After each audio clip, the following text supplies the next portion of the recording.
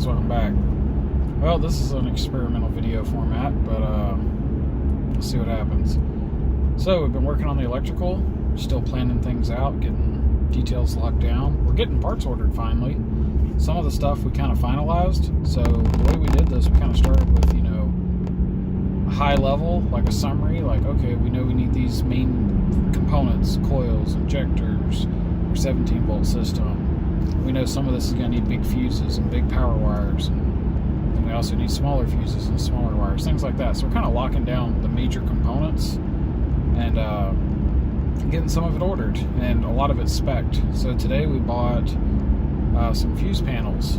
This is one of the things I've been struggling with, is it's like a balancing act. So I want to put in a good electrical system in the car, but I do not want to spend like $5,000 doing this. I really wanted to put a, you know, I was saying a 80-20, so I want like the quality of a $10,000 wiring system, but I only want to spend like 20% of that, so maybe $2,000 total. And really, I don't even want to spend that. I want to spend like maybe $1,000, but unfortunately, wiring stuff gets expensive. So we've been looking, and one of the hard problems is relays and fuses. That probably sounds simple, but I'm really going for, you know, I want quality. I don't want the stuff to fail. I want it to be overbuilt, not on the edge. Like, to me, the way you get things reliable is you got to put some fudge factor on it, so a factor of safety, you know? It's like guys that build motors and don't run a lot of power. It seems like it's a waste, and in some ways it is, but on the plus side, it's reliable because you're not stressing anything. So anyway, we've decided that we're only going to use one type of relay. After going back and looking, I had like 3 different types in there, and part of that just makes it more difficult to hook everything up because you got different sizes and it looks weird.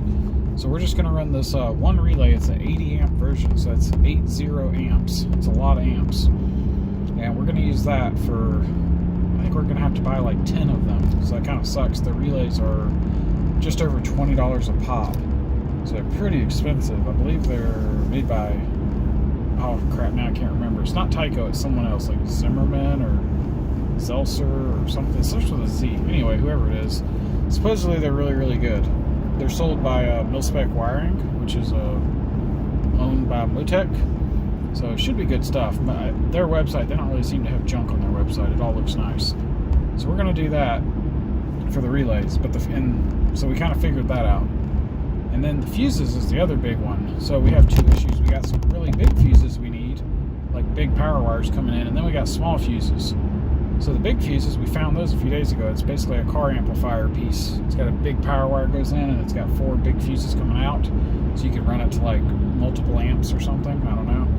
But we found those. They actually look pretty decent. We actually got those off Amazon. So those, I think it was I don't remember. Maybe it was Amazon. It was somewhere. Those are ordered. They should be here soon. We'll inspect them, make sure they actually look good, but they look good in the pictures. And I've bought similar stuff and was happy with it, so we'll see. I think we got that covered. But the big problem was the fuses, the smaller fuses. So I need like a fuse panel.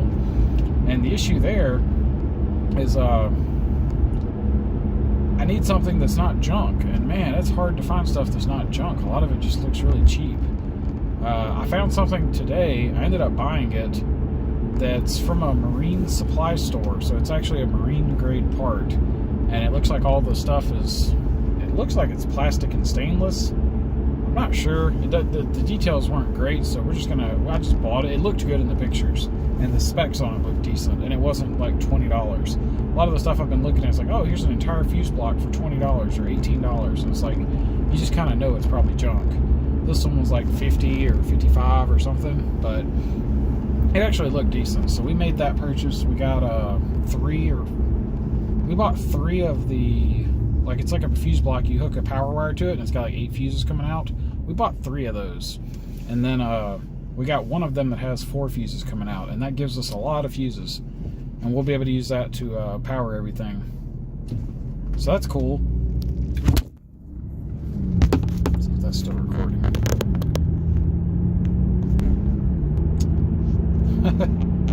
Sorry. Yeah, like I said, experimental. We need apparently we need a camera mount. But anyway, we got all that stuff ordered. We'll inspect it when it gets here and make sure it looks good, because if it's junk, we're going to return it and buy something else. But I've been having a hard time finding something that's decent, even at like any price. You know, the only stuff I found that kind of looked decent, a lot of the stuff's not available, or it's just a nightmare to put it together. A lot of these fuse panels, they come with a lot of different pieces, and none of them really had the form factor I wanted. One of the things that I was trying to do, whenever I make connections, I wanted them to have like a screw with a ring terminal where I could actually tighten it down and get a real tight connection, and not just like a spade terminal. So some stuff, spade terminals are unavoidable, but it wasn't my preference to just have a billion of those. I'd rather, 70 or 80% of the connections have a ring terminal with a screw that I can tighten. I can put Loctite on it, things like that. So I just prefer those over the regular old spade terminals. So we got some of that stuff ordered today. I'm pretty happy with progress. We still got a lot of stuff to order, but it's like the middle of the week right now, so I'll probably date this video because I doubt I'll post this soon. But anyway, we're getting there. We keep making progress every day, and we're getting, basically every day we spec out a few things and order a couple things. The downside is the bank account's taken a beating lately, but the car, we have a lot of car parts coming in. We had a Summit Racing order that I haven't even talked about yet, but I ordered a bunch of stuff from Summit. We got several other upgrades that we've talked about that we're going to put on the car, and a lot of those parts that we are going to need have already been ordered, and they just came in a few days ago. So I still need to unbox some of the items, but anyway, lots of good things are happening. We're going to have in the next few weeks, we're going to have a lot of build stuff happening, and we're going to have a lot of parts to do it with. So I'm looking forward to that.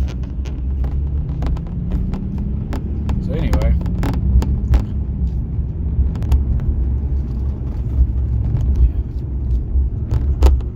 it's all good. Making good progress. We'll keep going, see what we can get done, and I guess that's it for now.